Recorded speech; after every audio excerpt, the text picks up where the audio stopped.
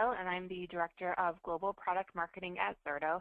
And today we are going to look at Zerto Virtual Replication 4.0. So hopefully all of you had a chance to check out our press release. It actually went out a week ago today. We made a big splash at Microsoft Ignite around our new platform, first step in our cloud continuity platform vision with support for multiple hypervisors. I also have with me Shannon Snowden, who's our Senior Technical Marketing Architect. And he are going to be doing some slides, and then Shannon's going to demonstrate the capabilities in Hyper-V in AWS.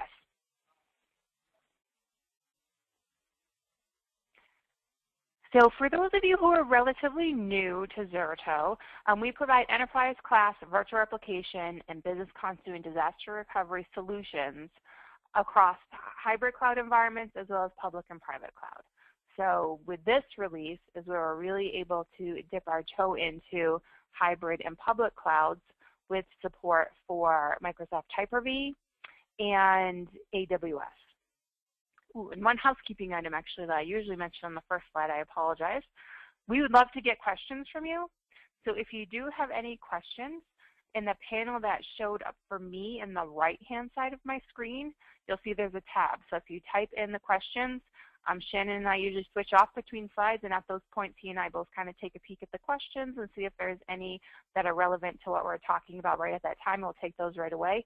We are absolutely going to try to take as many of your questions as we possibly can.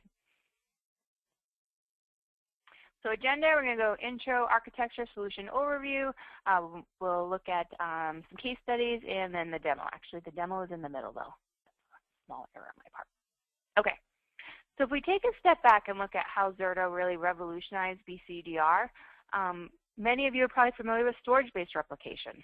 That really was the only option if you were looking at a solution with very low recovery point objectives.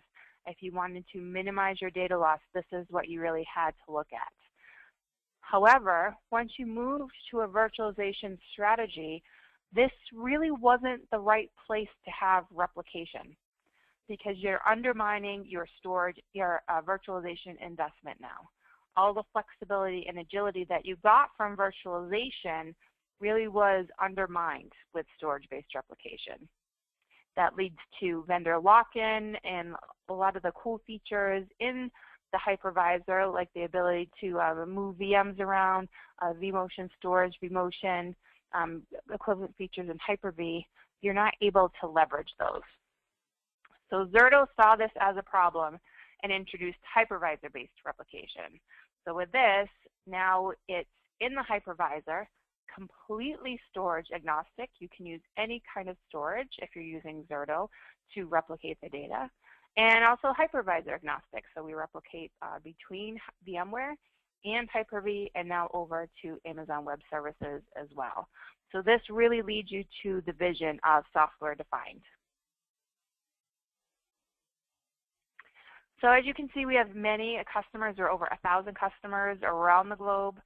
We have over 200 cloud service providers who are using Zerto to build a disaster recovery as a service business line.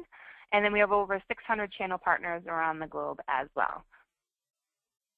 So you'd be in good company with Zerto. So with that, we're a virtual aware platform. So what I mean by that is we replicate VMs and virtual disks. We don't care about the storage. Enterprise class BCDR, when we say enterprise class, we're talking more around performance. So what we mean is very, very aggressive service levels, RPOs of seconds, RTOs of minutes, and also delivering application consistency. So we have virtual protection groups that lead to application consistency and right order fidelity. It's a software-only solution which provides a great deal of flexibility and scalability, and we already talked a little bit about being storage and hypervisor agnostic. So with Zerto, we have one strategic solution that can replicate between any storage, between VMware, between Hyper-V, and also Hyper-V to VMware, if that's the use case that you are looking at. We can support any distance. There are no limits on the distance between sites. So we do have customers replicating from Texas to Dubai, from Boston to London. So there are no limitations in terms of how we replicate. So as mentioned, we have over 200 cloud service providers who are building disaster recovery as a service. DR as a service is a great way to evaluate a cloud provider because you're doing a little bit more than backup as a service. You have the opportunity to test failover into the cloud provider's environment and see how it handles the performance that your company requires. And then public cloud. So right now, with this announcement last week, and what we'll be showing you today, is disaster recovery as a service to Amazon Web Services. So what's new? So with Microsoft Hyper-V support and AWS support, we see a lot of benefits. So first, you can reduce DR costs and test dev costs because you probably already own Microsoft Hyper-V in your environment. Also, if you look across the market around Microsoft Hyper-V BCDR tools, there hasn't really been a solution with the impact of Zerto. They don't have the RPOs of seconds. They don't have RTOs measured in minutes. They don't have fully automated failover. They don't have non-destructive installation. These are all the things that Zerto has within our solution, so that now you can really start to consider Microsoft Hyper-V for your production workloads. You can leverage resources in AWS in minutes to quickly meet business demands. So, the example I like to talk about is retailers. Things get very busy for retailers from October 1st until February 1st with the Christmas season here in the US. So with that, they could burst those applications into the cloud and take advantage of additional processing power. You can also eliminate capital operation costs with AWS for disaster recovery or test and dev. With the ability to replicate across all these different environments, you're able to remove barriers to innovation. So now you can try out new things. Before it was, we had customers who are like, yeah, we're trying out these new all-flash storage arrays in our environment, and we don't have to try out two. We can try just one, see how it goes. Now we're extending that capability to hypervisors as well. Now they're like, maybe I'll try out Hyper-V for my production environment. That might work. So you really have no limits in terms of how you want to innovate within your environment. And you'll see in the demo with Shannon the new user interface. It's HTML5, really simple interface, very easy to use, very intuitive.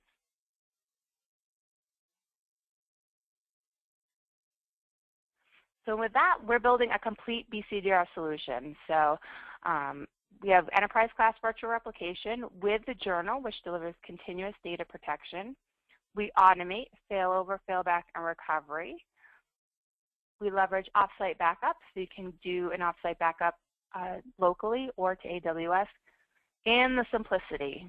So I also run our customer reference program, and this is the most challenging message I have to get out, because no one's going to tell you they're difficult to use, complex, ongoing management. You're never going to see the light of day using this product again. With Zerto, we are so easy to use. Installation is in 30 minutes or less. I can point you to customer references who will tell you that too. Takes just 30 minutes to install, 30 minutes to set up, and you'll be replicating and protecting your applications. And that's it. It doesn't require ongoing management, maintenance, care, and feeding. Because it's in the hypervisor, it's aware of the changes that you make in your environment. You don't have to update your BCDR plan every single time you change your architecture. I was speaking with a customer just last week. That was another limiting factor for them. They had this really complex BCDR plan, and they knew if they were to innovate in their environment and make any changes, they would need to update that really complex plan, so they wouldn't move forward with any kind of newer technologies because they didn't want to have to update this 300-page monstrosity. With Zerto, that requirement went away. And before I turn it over to Shannon, I do see some questions that already came up. Let's see.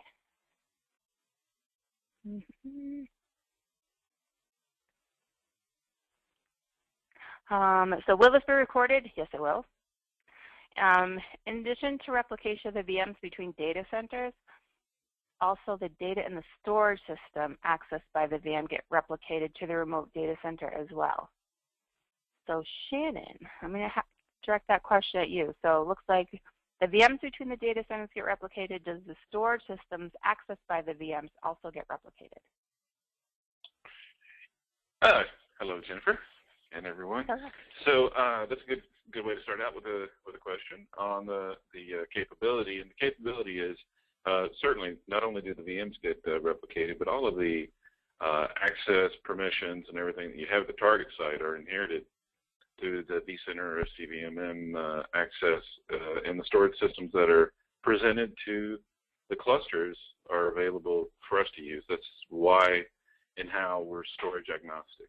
So if it's a volume or a LUN presented to the virtualization cluster, then we certainly can support it. So let's talk a little bit about the architecture. Jen talked about in the last slide of the concept of simplicity, and 4.0 is a very important version because it is able to accomplish much more complex things, such as pairing together multiple hypervisors and even going to the public cloud, yet keeping it simple to manage. It's no more difficult to manage and to deploy the Zerto original Coke Zerto from VMware to VMware as it is to VMware to Hyper-V and even to Amazon. So we've maintained that simplicity, and so here's what the architecture looks like. What you see in red is essentially the Zerto components. So if we start at the top left, we have the ZVM, which is the Zerto Virtual Manager. It is the control plane of the operations. It's the brains of the operation. So the install there is a Windows server, and then Zerto Virtual Manager installs to an MSI installer, which takes all of 5 or 6 clicks, and you're pointing it to either the vCenter. And if you look at the target site, the BCDR site is identified in the slide. It's either going to be going to vCenter or SCVMM. So we federate with whatever manages the infrastructure to begin with, and we just lightly overlay and integrate with what is there. So we're not subsuming anything that the control plane would do on those native sites. The next components that we installed are the VRAs. So the virtual replication appliances are the small Linux appliances that are specialized for running Zerto virtual replication, and each VRA is installed on each host in the cluster, so we scale with you. So if you have 10 hosts in the cluster, 20 hosts in the cluster, just add a VRA to each host, and we have now scaled with you. You will do that for each site. You'll install the VRAs and the ZVM for each site, and then you simply pair the sites. So that's why we can do this in 30 minutes or less most of the time, and have it ready to start creating your infrastructure. So on the target site, because we are bidirectional, we'll refer to this as a target site and the source site. So the production site on this slide would be the source, and the BCDR site would be the target. On the target site, we have a point-in-time journal that goes up to 5 days point in time, very granular, to where we can go back into the seconds between changes, and we are continuous data replication, so there's nothing stored at the source site. All right, on the next slide, we look at the only other thing I'll add to that, Shannon, is we are showing you just 2 sites here, but Zerto is able to protect multiple sites. So absolutely, you could have 4, 5, 12, however many you have. And yeah, but it gets difficult to fit on the. It gets difficult to fit on the slide, so it is. So we have. Here's what the flow looks like.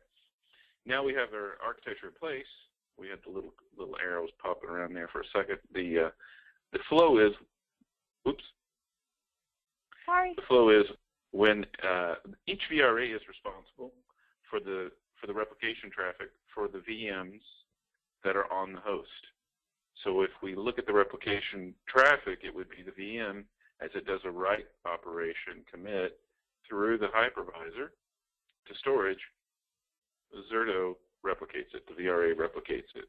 That VRA on that host for those VMs does the replication. So what that gives you is there's nothing stored at the source site. There's no snapshots. There's nothing that is in the queue that causes a long delay of replication between the sites. It is simply done as a write commit operation happens. We replicate it, and therefore you've got very, very low RPOs. Usually we see 10 seconds or so in production. And because everything is at the target site, you'll see very low RTO too, for a couple other reasons that I'll talk about in a minute. But if we look at the red highlights here, so our recovery point objectives again are in seconds. So we can give you all kinds of customers that are far less than a minute, and most of them are far less than 30 seconds with replication, and many are in 10 seconds or so. There's no snapshots, once again, so we're not using snapshot technology, and we are storage agnostic, and you're able to use any kind of storage from the source site to the target site and vice versa. So this same deployment can be bidirectional. So if you want to have your BCDR site as a source site as well, then you would simply make the production site your DR site. And as Jen mentioned, this could be many sites put together. And in the demo show you, we've actually got 3 sites put together. One of the sites is Amazon. So that fits into not only the cross-hypervisor replication, but also going to the public cloud. All right, so next slide. So Shannon, someone was asking about the VRAs per VM or ESX host. So it's per ESX host, so we might want to clarify that. Correct. As you see in the architecture here, we put a VRA per host, and that VRA is responsible for the replication of the VMs on that host, and it also can receive replication from the paired site as a target VRA. So you're able to not only replicate out, but receive replication from another site. Yep, and then the other question I'll sneak in is someone said that asked if we support SimpliVity, and we do support SimpliVity for replication. We do. Now we can also follow up offline off that. There's been some additional testing done with some latest version stuff, so we want to be accurate on that for sure. Let's talk about why not only can you have very, very low RPOs, but recovery time objectives get very, very low. And this is also what separates Zerto from many of the competitors, is the virtual protection groups. So it's one thing to have an easy deployment, but it's yet another thing to leave your production site, leave the VMs located with the VMDKs or the VHDs located where you architected them for production performance. You don't have to do a storage reorganization project to just get DR, and that happens with other solutions frequently because of the inefficiencies of using snapshots or array-based replication. There's the level of granularity is challenging. So with Zerto, it's what we call a virtual protection group. So if we look at the VMs distributed across multiple hosts, but also the virtual disk are distributed also across multiple hosts, you don't have to reorganize those to get them protected. All you really need to do is pick the VMs, put them into some affinity grouping that gets an application functional. So if you've got an application that needs 4 or 5 VMs, sometimes you may go by tiers even, and you may have 20 VMs or better in a virtual protection group. But there's some affinity grouping or some reason why I put them together, because I want them to be protected and to fail over at the same time. So as we see in the lower right-hand corner, we've organized the virtual machines into our virtual protection groups 1 through 3. And between those virtual machines, in each of the virtual protection groups, there's what we call write order fidelity. So if you recall, we have a 5-day point-in-time journal. So if I fail over VPG1 to 3 days ago at 2 a.m., all of those virtual machines are going to wake up consistent with each other at that time. And the same thing would happen for VPG 2 and 3 if I were to fail them back at some other day or other point in time. They're all coming up together. The other thing you can do with those virtual machines, you can define boot order and boot delays, re-IPs, the things you need to do to perfect the orchestration of a failover. And you pair this with the fact that we do non-disruptive testing, then you'll have a better understanding of why. So let me define non-disruptive testing. You can literally test failover, complete failover and orchestration of these virtual protection groups in the middle of the day because there's no impact to production. And what that drives is sort of a change in attitude toward DR. It becomes something you don't want to do, and like this, the example Jen gave earlier of it's such a complex thing that we got it working, we don't want to touch it, and it stifles any kind of progress or any kind of changes. And that's the exact opposite of what is driving IT and the support of the IT systems to the business. It's ever changing. So you have to have something very flexible, and that's what those virtual protection groups and non-disruptive testing give you. So now not only do you have an RPO in seconds, the recovery point time, but the recovery time objective, because you've tested it and you know that it's going to work non-disruptively, that you can push a button. And we have customers that fail over their entire data center in a half an hour. And that's how that's possible. There's nothing kept at the source site for snapshots because we're doing continuous data replication. And then we have non-disruptive testing, and you're able to group together entire groupings of virtual machines. So it really gives you the best of all worlds to get your DR solution or a migration. If you're talking not a simple. So we start talking about migrations as being simple because we have so many customers that just migrate entire data centers in just a few minutes, which I used to do migrations, and it's unreal of what we've allowed migrations to become. So Jen, do we have any other questions around VRAs or VPGs? If not, we can move to the next slide. Yeah, let me. Well, someone was asking about in the protection of a SQL server, is the protection of SQL Server dependent on the VSS to ensure the database is in good health on recovery? Actually, it's a complementary thing. So we support VSS, and I'll reach down into the virtualization layer too.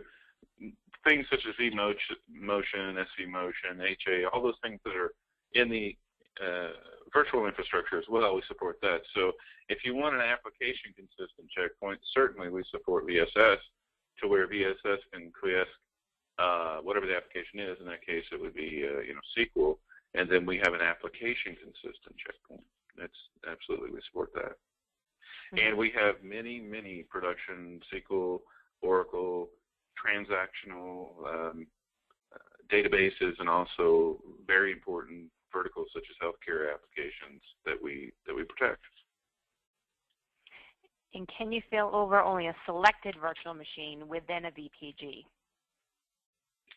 The level of granularity is the VPG. So if you need to fail over a single one, then it would need to be in its own VPG, which there's nothing wrong with that. It's just you lose a little bit of some of the elegance that you can build in as far as the boot order and getting those machines all falling over or failing over all at the same time. But if you need to do a single one, then you could certainly set up a single VM VPG. And then last one on VRAs. Are VRAs backwards compatible with version 3.0? 3.0 of Zerto, what yes. you will need to do for cross-hypervisor, you need to upgrade to the 4.0 VRAs. What if it's an all VMware environment, Shannon, with the 3.0? Well, you're just not going to leverage, you're not going to be able to leverage our latest features such as one thing that we didn't bring up is the new VRAs are 64-bit as opposed to 32-bit, and it's seamless. So keep in mind, if you're on the VMware infrastructure, you can put the host in maintenance mode and evacuate all the VMs that it's protecting. If it's the source, if it's the target, then you can certainly we have a change host feature to where you can evacuate the replication as the target to another VRA in the cluster until you upgrade it and bring it online. So it's fairly non-disruptive actually to production and replication to do the upgrade. Okay, we have lots of questions, but I think they'll be covered in the upcoming slides, so we'll see. Okay. All right, so this is the point-in-time journal, sort of the view into it. It allows you to go to, as we see in this slide, it's very, very granular. I can go back to just a few seconds before something happened, maybe a corruption, a virus outbreak, maybe I'm just doing an application upgrade, but I can pick that point in time and go back to it. So we get a big mulligan or a do-over if something goes horribly wrong, either by mistake or nefariously. I think we covered the other points here, application consistency and recovering multiple VMs. So here's what it looks like, and we'll be seeing this in a few minutes. So we initiate a failover, and what happens is it will orchestrate completely the failover of VMs from the source site to the target site. So we saw this animation build out of the VMs being failed over and elegantly shut down at the source site and then back to the target. And in our orchestration of the failover, you actually define a lot of things. One of the things is the actual failback or recover back to sort of the architecture of that, because we know where the source VMs are. So all you have to do is check a checkbox that as soon as it is up and running at the target site, I want to be able to fail it back or migrate it back to the source site eventually. So that's done with just a simple checkbox. And so it makes not only the failover easy, it makes the recovery back to the source site, but also the entire thing is orchestrated well ahead of time to where you know everything is going to be working correctly, and that gets your recovery time down into minutes. And again, the non-disruptive testing is so important to make your orchestration and your recovery times driven down and ease of use. So not only do we do the replication, but the orchestration and automation of those steps to where anyone can push the red button that I'll be showing you to orchestrate this, because you've already had it figured out well ahead of time.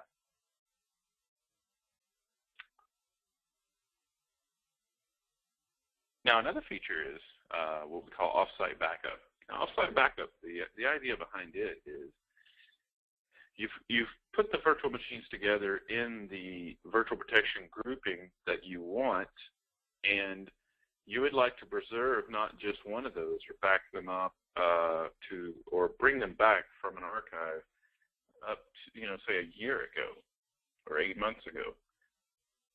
But bringing back one of those machines is good, but it's not particularly useful when I've identified there's 5 virtual machines that make this application work. So the idea behind Zerto Offsite Backup is a simple one, is to package up all of the virtual machines in a virtual protection group and put the metadata in with that package to where it is a self-sustained package that can be stored somewhere else.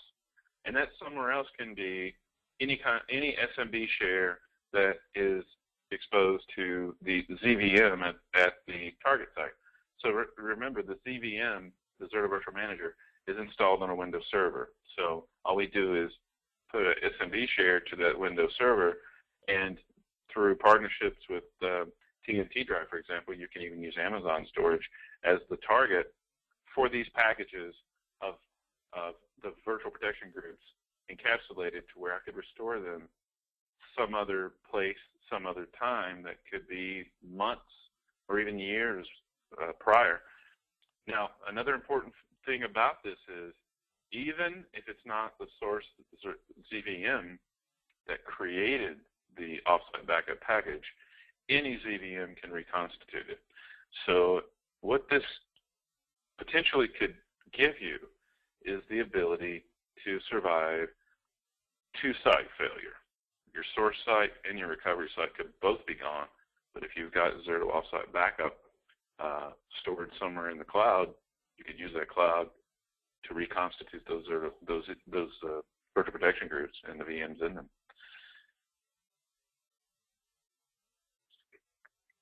All right, so one of the things that we've added in 4.0 is support for Amazon. So Amazon is obviously has the largest footprint for a public cloud. So what we wanted to do was start with Amazon, just as we did starting with VMware as the source as the source infrastructure to start with. So we'll start with the biggest one, and then it's the public cloud representation of our future capability. So we fully plan on, in our strategy, of being able to federate between pretty much any platform. And so this is a first foray into actually using a public cloud, Amazon, as the target site. So there are a lot of advantages, obviously, to using Amazon. You don't have to have your own data center to be your DR site if you don't want it. Maybe you might want it but can't afford it, so you can't take the CapEx cost, and predictable OpEx cost maybe certainly fit into your plans. So that's where the DR as a service to the public cloud idea comes from, and that's what's supported in 4.0. So, just to recap, we've got a new user interface and support to Hyper-V and Amazon in this one version. So quite a bit of additions in one version. All right, Jen, so next slide. Next slide is you presenting. I'm going to make you the presenter. All right, so I will wait That's for what the people want to see. You bubble path. All right, Yep. Here we go. Let's see if there are any. All right. Hopefully you see something different. Yes, I do. All right, so this is the new interface for those of you that are familiar with the old interface. If you're not familiar with the old interface, this is our interface.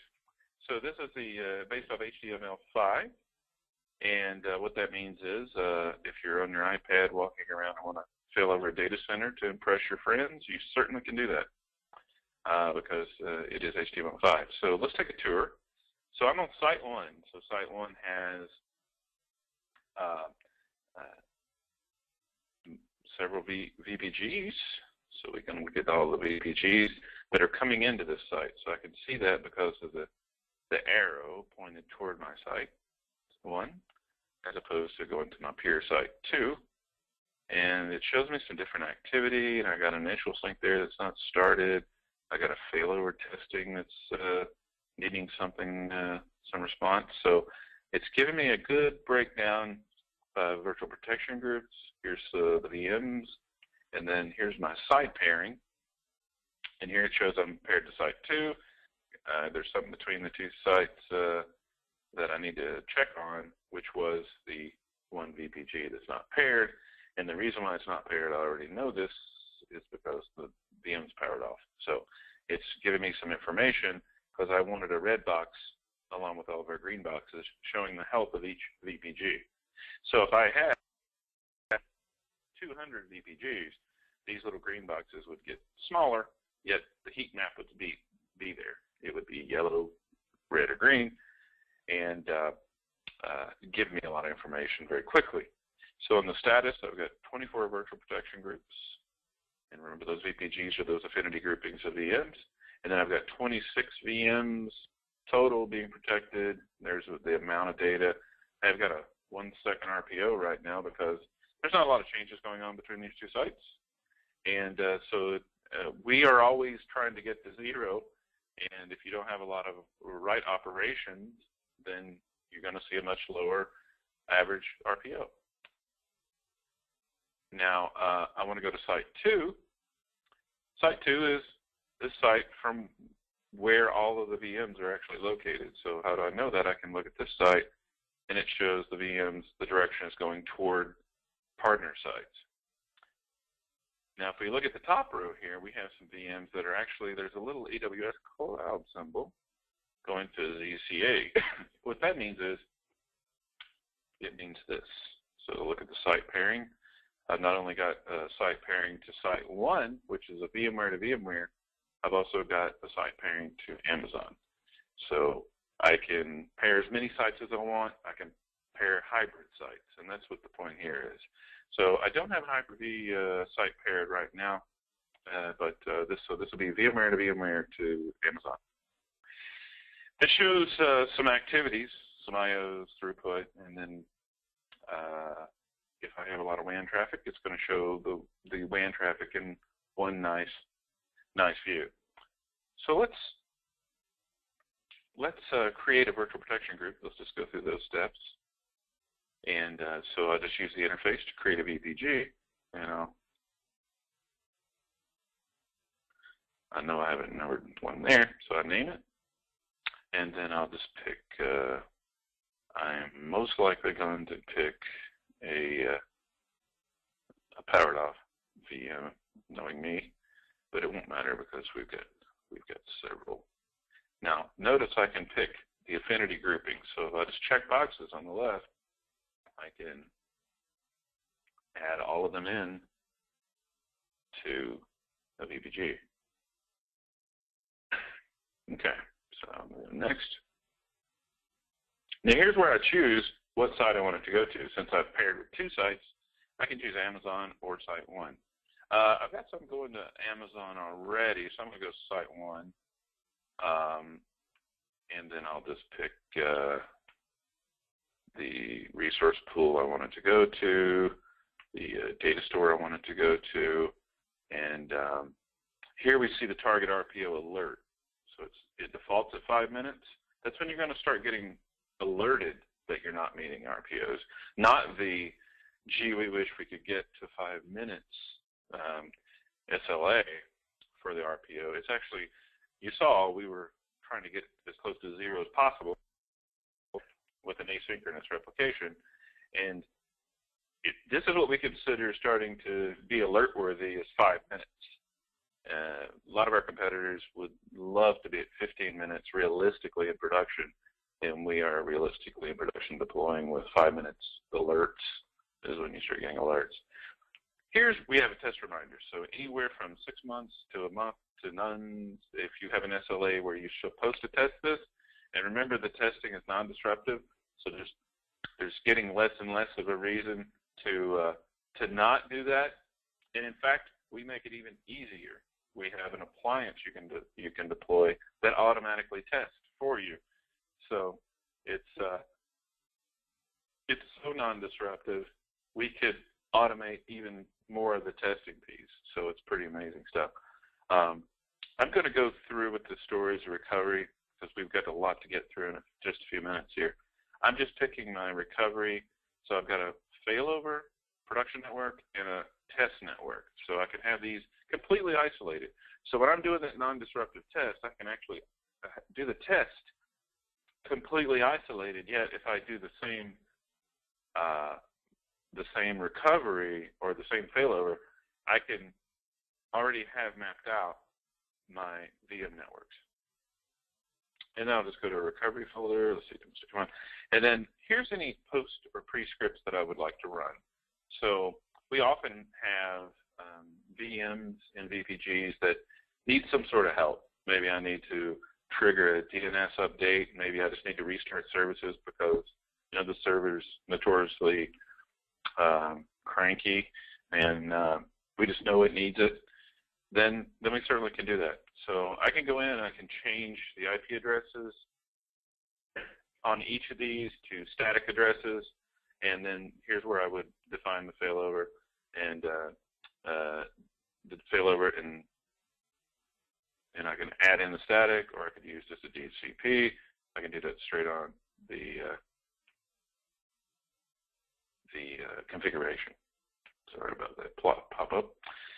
Here's where I could configure offsite backup. I don't have a repository defined, but if I did that SMB share going to somewhere like, let's say Amazon, then I could set up my schedule and I would have an offsite backup.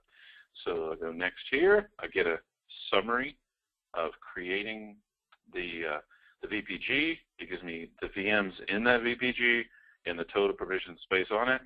I expect I'll see red on this because I've got some powered off VMs, but it will initialize and it'll start going through the actual creation of it, and then we'll see the active alerts. Here's one that shows that I have a VM shut down and cannot be synced. So that tells me right in front of me on my dashboard, I need to check this out and get this taken care of. I've also got running tasks. So I created that VPG. As we see, it's doing the creation, and I've got a couple of failover tests running. So one of the failover tests is actually going to AWS. And so I'm going to pop over to, let me get to the ZCA. So now, I'll give it a second for everyone's screen to refresh.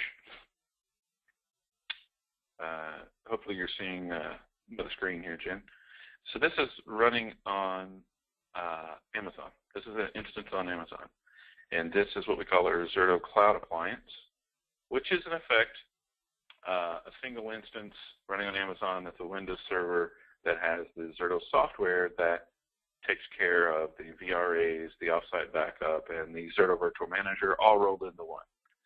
So we are seeing this as the target site, and I'll see the VPGs. It's a little bit laggy here, but that I'm testing a failover going to Amazon. Now, what I want to show is in this VPG, I'm going to open this up so we see what's going on. We've got the test running. So when I did the failover test, I had 2 virtual machines in the VPG, and if I look at the number of VMs, so there's 2, I'm protecting 84 gig, and I did the failover test. And what I can see from the EC2 console are this VM, actually this instance, and this instance, with the testing recovery appended to the name. So if you're familiar with Amazon console, you normally would launch instances here and do the full life cycle of an instance in the console. In this case, Zerto's software actually did the orchestration and made these instances appear in the console by working with Amazon's APIs to populate this. So that was all done automatically. So if I go to the test and the Amazon test and I terminate it, so I'm going to stop the test, and it was a successful test, then it is going to start the termination and shutting down and terminating those instances. So it's going to be doing that, and then meanwhile I've got a VPG test that was running to my source site, VPG1. So I'll stop that one. Now, this is just showing you not only have I created VPGs, but I'm running tests to Amazon and then back to site 1. So I'm doing this at 2 different sites.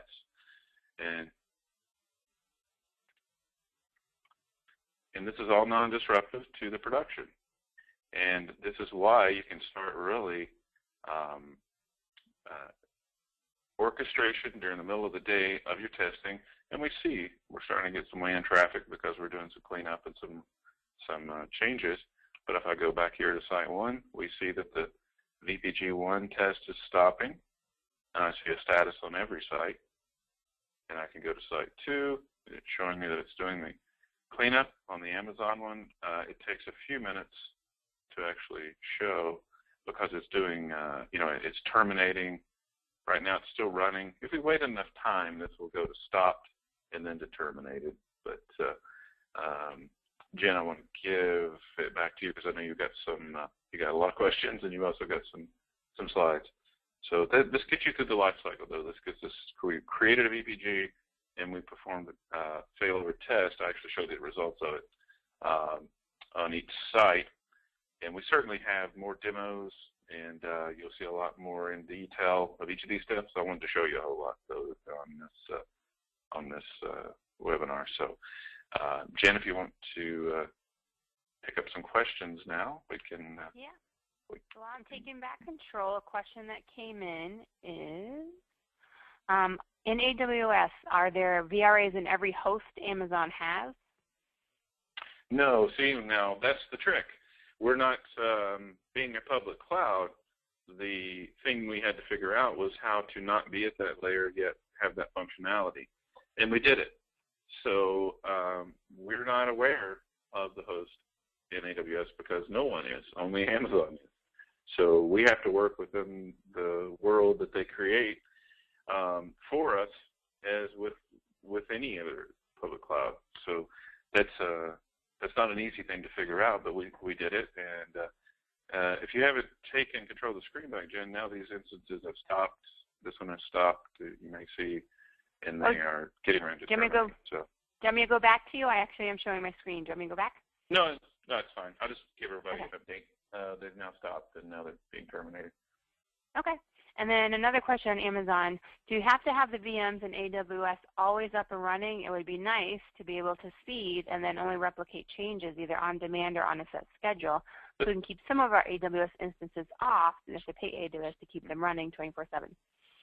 Actually, that's a great question, and it drives toward the reason why we architected it the way we did. So what we actually do is the Zerto Cloud Appliance is the only instance that has to be running in Amazon. And what it uses is S3 storage for the storage of all the VPGs. So when we do a failover test like I showed you, that I'd initiated it earlier, obviously, it will perform what we call an import instance operation using Amazon APIs and create the EC2 instances from that. So what you'll typically see on the RTO, between a VMware to VMware, VMware to Hyper-V, the RTO is how fast does it take to shut down source machines and power up the target machines. That's your RTO, particularly if you've got it orchestrated the way you should with the non-disruptive testing. With Amazon, there is the layer of the import process. And what we typically see is it takes anywhere from 30 to 60 minutes, depending on the amount of VM storage, et cetera. But still, an RTO of an hour or less is remarkable, particularly going to a cloud. So in effect, you can have as many VMs as you want and only have one instance that you're paying for running all the time. And then you're only paying for the time that the instances are running. So I'm glad. I'm sure that with my test I just terminated, see that stopped the bill from those two instances running, billed back us. So yeah, that's definitely a very, very good question, and why we architected it the way we did to make the most efficient that we could on the OpEx. And then people, since we do still have quite a few people on, and I want to get this question before everyone has to run in 7 minutes, but does Zerto 4 support vSphere 6? Yes, actually we do. We've been testing it from very early on. So that's typically, I can also give you the bigger answer of any platforms underneath Hyper-V, VMware, as we add others. We typically are a month or less in supporting the latest version because we're alliance partners with all of them. So we're testing their platforms as soon as they make them available to their technology partners. Okay, great. And I do have a lot of questions, but I just want to get through these 4 slides. I am going to go super fast. So before Zerto, you may have up to 4 tools that do replication, offsite backup, the journaling, and automating failover, failback, non-disruptive testing. But with Zerto, we do all of that in one product. So you saw Shannon just run through the demo and demonstrate all of those capabilities. And then you heard me talk about the Cloud Continuity Platform. Zerto Virtual Application 4.0 is our first step in that vision. So this might be what your environment looks like. Maybe you have all of these pieces. Maybe you have some of these pieces. So you have the on-prem workload. You might be working with a managed service provider for disaster recovery or production. And then maybe you're looking at a public cloud provider for DR, test and dev. And then you're looking even further out at next-gen applications or SaaS. And the vision of the Cloud Continuity Platform is to become an layer in the infrastructure which enables you to seamlessly leverage all of these pieces. So, and we're there with the first 3. So basically you can take that application that you have in the virtual protection group and then replicate it to a managed service provider, back it up with the Amazon Web Services, put it in production with a managed service provider, and then do backup back to your on-premise environment. So we want to get to the point where the only way that you're making decisions on your IT infrastructure is, can this meet my SLA and can I afford it? What's the price look like? And we hope to get that to there with the Zerto Cloud Continuity Platform. So, and there's my email and Shannon's email if you do want to contact us if we didn't get to your question, and I deeply apologize. We are going to try to get through as many as we can. Lightning round. So I know, right? So someone, I can actually answer this question. So I was asking about network requirements. So it requires 5 megabits per second, but we do have sizing guidelines and a small tool that you can run that'll tell you, what should your bandwidth look like if for your environment and for the RPOs and RTOs that you hope to achieve. Okay, and then someone was asking, Shannon, I'll let you take this, the failback process from AWS. So that's a good question. So the failback is the reason why we call the version to Amazon 1.0. So even though this is a 4.0, the overall product release, the AWS is 1.0, and that's because one of the reasons is the failback is more manual than it is on our enterprise side. So what we didn't want to be guilty of doing is competing with ourselves, and we wanted to set the expectations correctly.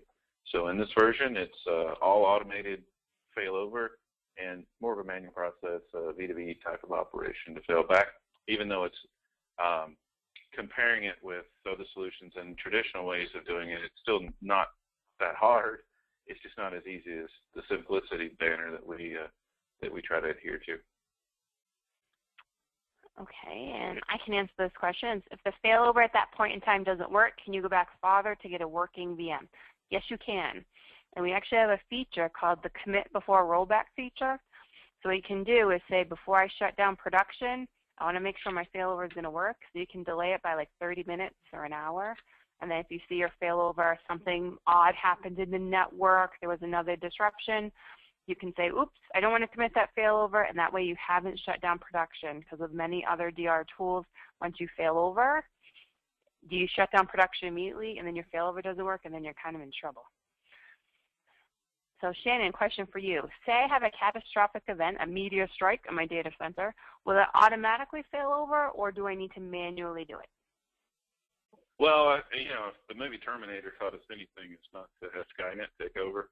So what we like to do is, because it is business continuity and disaster recovery, it's a business decision to actually do the failover, and therefore it's a push of a button, and that certainly adheres to any BCDR guidelines or practices that you would want to employ. Because if you think of it, if you had some sort of blip in the network or in your infrastructure that's certainly fixable, but you don't want to fail over your entire data center somewhere else because of somebody pulled a cable out of the back of the server and plugged it right back in because they realized what they did.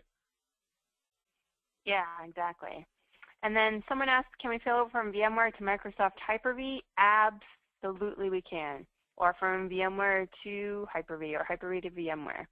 I'm going to ask, will there be a replay? We are recording this, and it'll be posted on our website probably by the end of the week. Hey, Shannon, someone wants to know if you're related to Eric Snowden. No, I think they're asking you, and I don't know Eric Snowden, no. Oh, are they asking me? No, I'm not related to Eric Snowden either. Oh, here's one around networks. So can I specify different networks for the VMs that are included in a VPG? Yeah, sure. So you can actually get very granular. I didn't have a chance to show it in this one, but data stores as well. So let's say that you've orchestrated and architected the production. I've got my different speeds of storage. I even got some flash in there. And you have the same thing at your target site, and you want to map it. You can map storage, but you can also map different networks. So we certainly allow you to do any granular mapping within the VMs inside of VPG. Okay, and I know we're right at 2 o'clock, but these 2 questions I know I can give to Shannon, and he can answer them really quick. So we have a 40 millisecond latency between our primary site and DR site. Will this cause any issues for us? No, as Jen said, I mean, latency is not so much the issue because we have, we're architected to survive not just with slowness, but complete outages between sites for periods of time. So we can certainly deal with some latency, and we have many customers that have, certainly if you're going around the world, you're going to see some pretty good latency between sites, but we handle it very well. And do we have any plans to allow one-to-many replication? I would say we've talked about it in the past. It's just not, everything's based off demand, frankly. It's not the lack of capability in the product because it really comes down, as Jen, as we well know with the conversations of, it's just putting things in order of what's the most needed features from customers and potential customers. And one-to-many comes up on occasion, but it's much lower than a lot of other features, such as compared to platforms, the different platforms. And we sort of offset that a little by the fact of the offsite backup feature, because it starts giving you that use case that you're looking for sometimes of, I'm okay, I got a primary and a recovery, but what if something happens to both of these sites? And that's that one-to-many reasoning for a use case a lot of times. And that's what offsite backup's intended to do, to survive both sites failing. Okay, and then, I can answer this one. So what is the licensing model for Zerto? So from Hyper-V and VMware environments, it's a perpetual license. And then for AWS, it is a subscription-based licensing model. And this person, if you want to email me, I can give you some more details there. Someone's asking about will we support vCloud Air? So if VMware were to develop a partner program around vCloud Air, we would absolutely sign up and work on that. So we just need to get, once we're a TAP Elite partner, that's how we're able to support vSphere. Once a similar program is offered for other features, we can certainly support those as well. And then I know questions are still coming down. So is this version out now? So 4.0 was released on May 4th, so it is GA. If you already own Zerto, there is no cost to upgrade. So, and someone's saying vCloud Air is your branded vCloud Director. So vCloud Air, I know, is based on maybe other VMware technologies, but there is no program around it that we can sign up for. So we do support vCloud Director, but to leverage that service model, the vCloud Air service, there needs to be a program that we can sign up for. Let's see. We have so many questions, Shannon. I don't know how I'm going to get through all of them.